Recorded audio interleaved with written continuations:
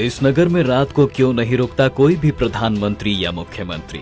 दोस्तों, बाबा महाकाल की हिंदू धर्म में खूब मान्यता है। यहाँ कई पार्टियों का नेता दर्शन करने के लिए आते हैं, लेकिन ऐसा आपने कई बार सुना होगा कि अगर कोई नेता या मुख्यमंत्री उज्जैन आते हैं तो कभी भी यहाँ कोई रात में नहीं रुकता है। कोई भी राजा आज तक इस जगह पर रात नहीं बिता पाया है।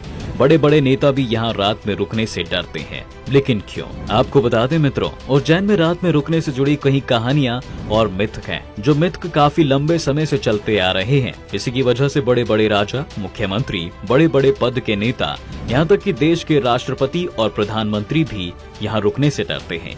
आपको ये मालूम होना बहुत जरूरी है कि बाबा महाकाल को उज्जैन का राजा कहा जाता है। उनसे बड़ा इस जगह पर कोई और नहीं है। ऐसा कहा जाता है कि एक राज्य में कभी दो राजा नहीं रुक सकते हैं। अगर कोई राजा या ऊंचे पद का नेता यहाँ रुक भी जाता है तो उसे इसका खामियाजा भुगतना भी पड़ता है। इसी वजह से यहाँ ऐसा माना जाता है कि कोई भी नेता रात में यहाँ नहीं रुकेगा। इस परंपरा को इसी वजह से सभी मानते हैं और निभाते भी हैं। इसके पीछे वैसे कई बड़ी वजहें हैं। कुछ घटनाएं भी हुई जिसने इस मिथ को सच में साबित कर दिया। उज्जैन मंदिर के दर्शन की मान्यता हमेशा से ही रही है, लेकिन जब देश आजाद हुआ और भारत में राजा महाराजा युग खत्म हो गया और लोकतंत्र ही सबसे बड़ी शक्ति बन गई, तब देश के छठे प्रधानमंत्री मोरारजी देसाई महाकाल के दर्शन के लिए उज्जैन आए थे। उन्हें यह बात ज्ञात थी कि किसी भी बड़े पद के नेता का यहाँ रुकना ठीक नहीं होता, लेकिन फिर भी इस बात को नहीं मानते हुए उन्होंने वहाँ रुकने का मन भी बना लिया। वह उज्जैन में एक रात रुके और कहा जाता है कि अगले दिन उनकी सरकार गिर गई। तब से इस मिथ को और सच माने जाने लगा और कि उज्जैन में सिर्फ एक ही राजा रुक सकता है। देश के मशहूर नेता ज्योतिरादित्य सिंधिया, जो खुद एक शाही परिवार से हैं, वो कभी भी उज्जैन में रात में नहीं रुकते हैं। जितने भी नेता आज के समय में उज्जैन जाते हैं, वह दिन में ही अपना कार्यक्रम रखते हैं और शाम होते ही वहाँ से चले जाते हैं। ये मान्यता और इसका रहस्य सिंहासन बत्तीसी से जुड़ा हुआ है। राजा भोज के समय से ही उज्जैन में रात में कोई राजा रुक नहीं पाया।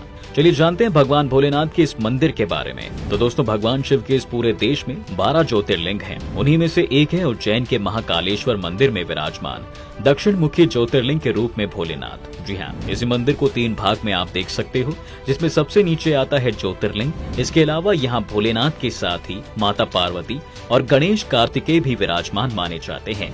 मंदिर के बीच वाले हिस्से में ओंकारेश्वर मंदिर और सबसे ऊपर के हिस्से में नागचंद्रेश्वर मंदिर बना हुआ है।